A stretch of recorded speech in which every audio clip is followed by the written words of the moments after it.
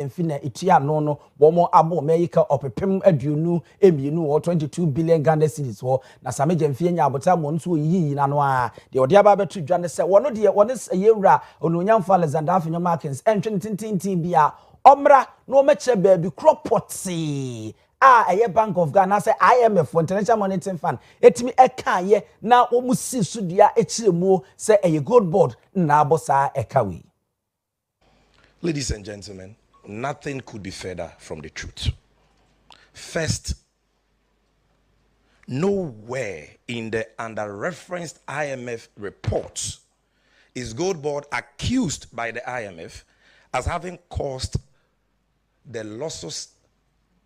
reported to have been incurred by the Bank of Ghana under the domestic gold purchase program. I challenge Afenyo Markin to point to any page, paragraph, sentence, phrase, or punctuation mark in the said reference reports of the IMF where the Gold Board was accused by the IMF as the entity responsible for losses incurred by the Bank of Ghana. In summary, ama wakansempi wase nedia so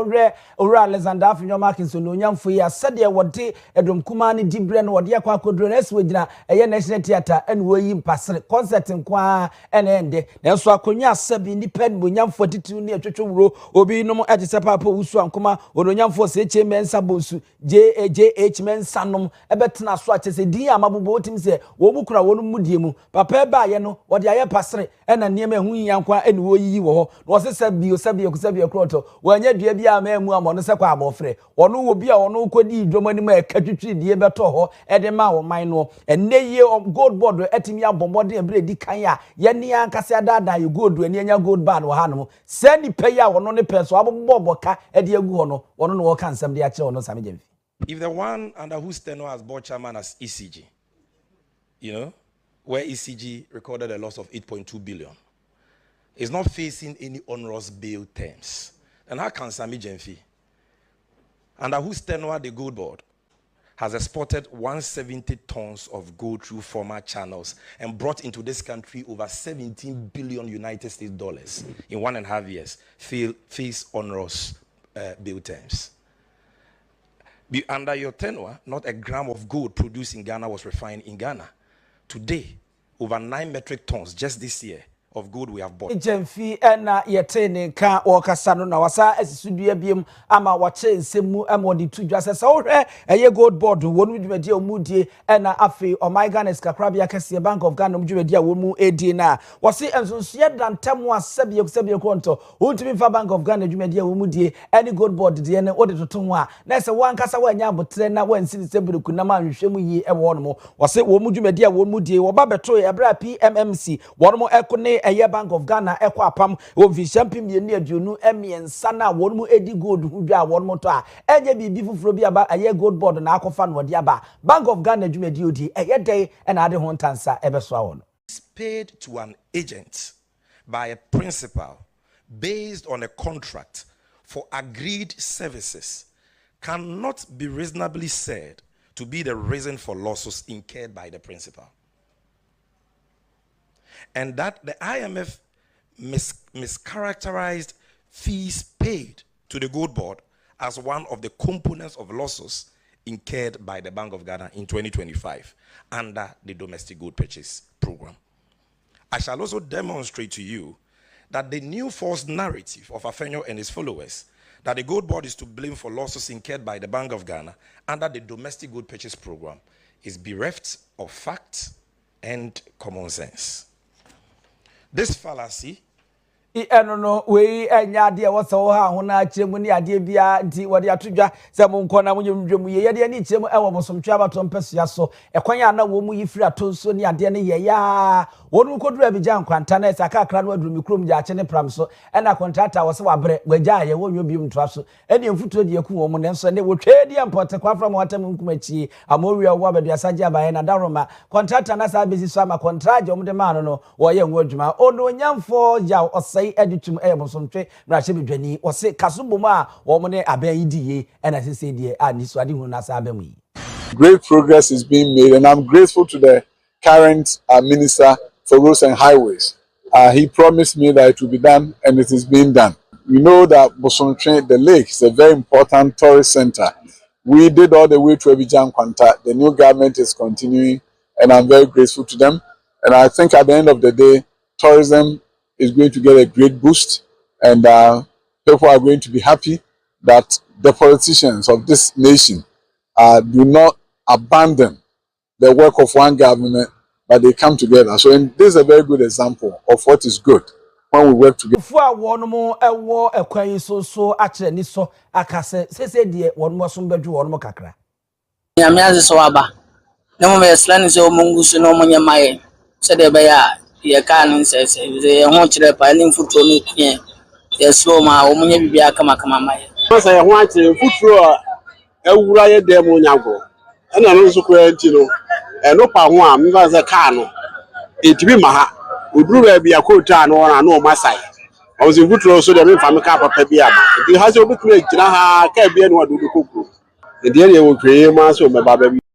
Aye Malik Besintali aye panyi kwanchefo a wono eda Youth Employment Authority na odi atodwa se wono mo eba ye nipa ba ye maburu be se empem aduokono ena wo ma cheche wo mo de agugu nyumaku awodo so a wo mo nyina eboa afa wo mo dwumade a wo mo die maburu wo mo nya mfa so pe wapa de afri wono nipa be se empem edunum ne ya ye mampanyi John Dramani mama ne niso ade nu a wo hwe no ka ne mabomu sane be ya emabu na sabi wo mo nya adwuma nye no no wo benya bibi na wo mo de wo mo nsa ayo National Youth Forum eno ekoso ewo UPSC and what didn't say me too. I wouldn't take much of your time because whatever I'm going to speak about is right here in the hall. All the opportunities you've created for young people is seated right here in the hall.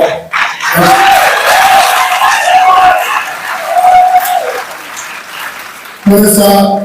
upon assuming office, I was handed a little over 15,000 beneficiaries. There are 9,000 from the skills training, 4,000 from the community health assistance, and a few numbers from the community police assistance. Today, I can proudly say we have included over 90,000.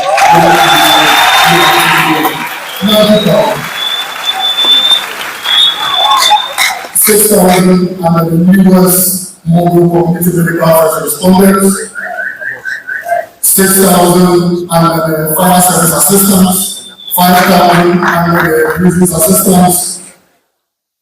Secretariat NSS Penida wono eda ano route the last da wono so de atodwa se eneme ne wo ekase oko Ohio University wo America memo a wo mo no akwa apam mo ye ni nyina ne se wo bema modern no mama akwanya ama mabunu ahodo no wo mo timi acheche wo ne mama mo nya suehunu se ne be ya ebe mo dwuma yomu no atimi akonkan ye ne titiri wo mo sa ba behwe se ne be ya ne ma be konkan amakua dwuma titiri no emabunu kro be do no ho awuram. It will interest you to know that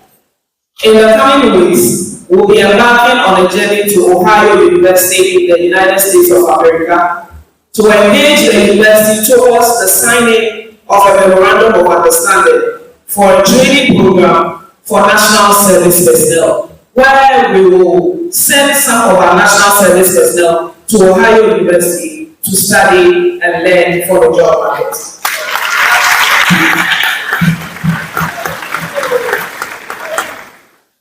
This partnership will provide capacity building, professional development opportunities, and further prepare our young people for the demands of the global workplace. We are also positioning agriculture as a pathway to employment and wealth creation.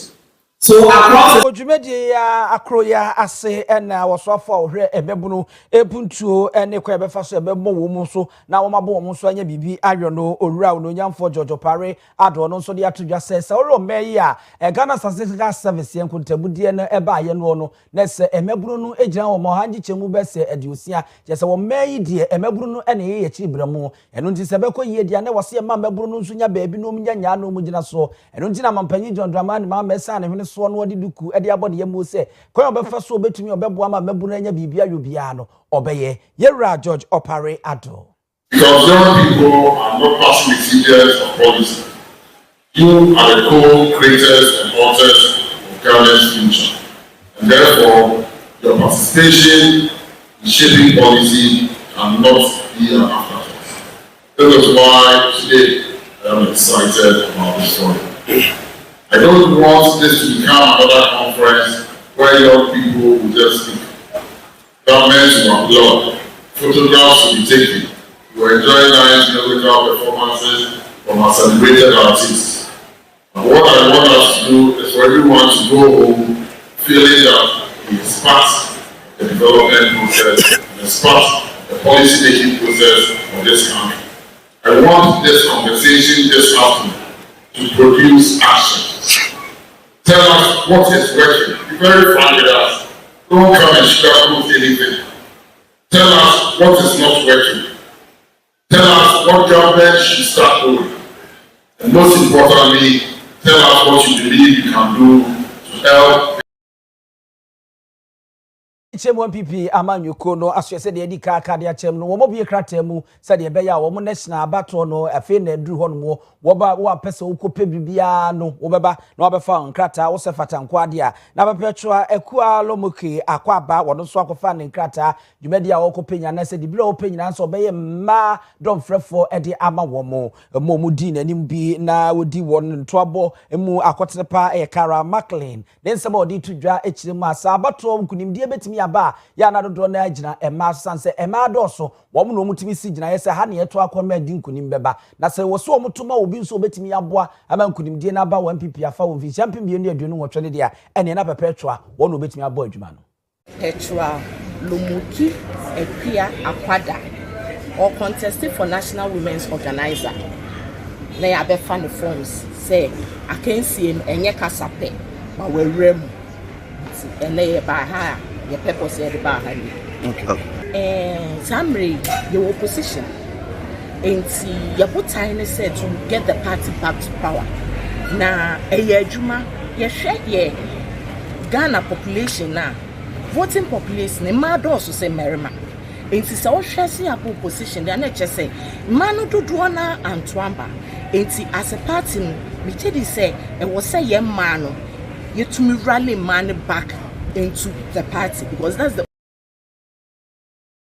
no I don't know na yenko yenim ewo honomo Dr. Anastasia Nana Amakumi Kosa wono so eye ochechireni ewo suapo ewo Cape Coast University of Cape Coast UCC na nani abrese se ekwa bam de bre ne so a na omo kofa nkrata na omo yiya yodiadini a obekura franka ewo Cape Coast noto abato mpesua no so a wono ebefa na wakopre bi di wo MPPD mu na egusu etwagu mountain so etwa segugo hina ka eje no secheme na bi no keka se de MPP amanyuko de ne ho afro Ghana fo enya akono sabe ISF no wase satimupo no momfa ngu baabi enye no kure saada sesa na MPP AC eko we no ne yensentwoni Eric Anani ena na ebosa nkomo no no aka no achem senti a na ni so ade woni senti MPP betimi adi nkuni mu fi MPP mienu aduonu nwotwe a wono so beko no akope Cape Coast noto abato mpesua se di breno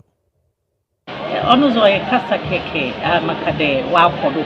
de MPP ya mwafon MPP ya mwafon na bia nzama kura na bi no kodo ma yen 18 yen na going forward yehwe amambo record ya MPP did far better nti se nyame yen adom moving forward into 2028 in there wo be me yen akonya ne bi especially yemu bi ya me yemu du ye said wo be yen mwa na wa me yen akonya na party odo biara wo man nkabom bia wo hon yezaba na party no wa ye de se besiaze ori aza oye moyi nti ye baka ye nimbesi afabo ye baka ye party na abo ma especially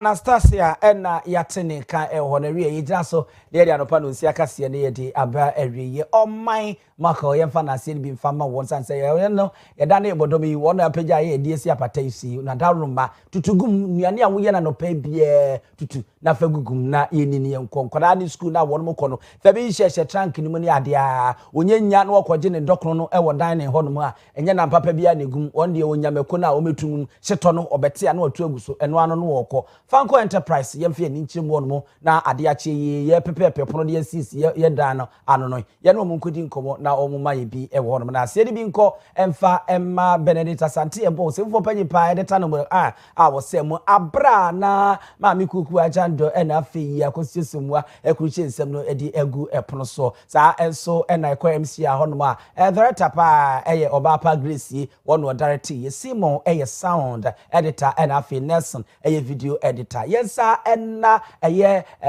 Len the beauty panel se di odo ani chirimu a e ma na mo ye makeup sa hodo no ma warrior mo be warrior aponto a woto pia wu pie anadweme sraw manyu anim se kaka motobi kwotete bibia afa mbobo anim u date first date no e kra ma be ma ntimi ka so beto so na wonto so mumu bi se dia na musi di for mo ba ye hu ese mochi ayakwa ho ko no mpeka lese ni wanim ne be ye fese dia no pe wa ye mi Media TV shi no mfa ntwitwu kama e ba Mills na design bia opa bia stars bia opa bia o de opese man ye tentente se onipadua obenya no de ahye afi eyelashes no mumu bi dia ye sese bomore ya na titi mpaso tete meshiti no ko no mfa de ye papa soft no fanye sheshe wani echi na abo wani echi na wanda ne se toy na niema etimi akoye o da ban ne number ne go screen so frɛ no na dwumadi awudie bia no omra no meboa na ebeye midin ene abusia pani owusu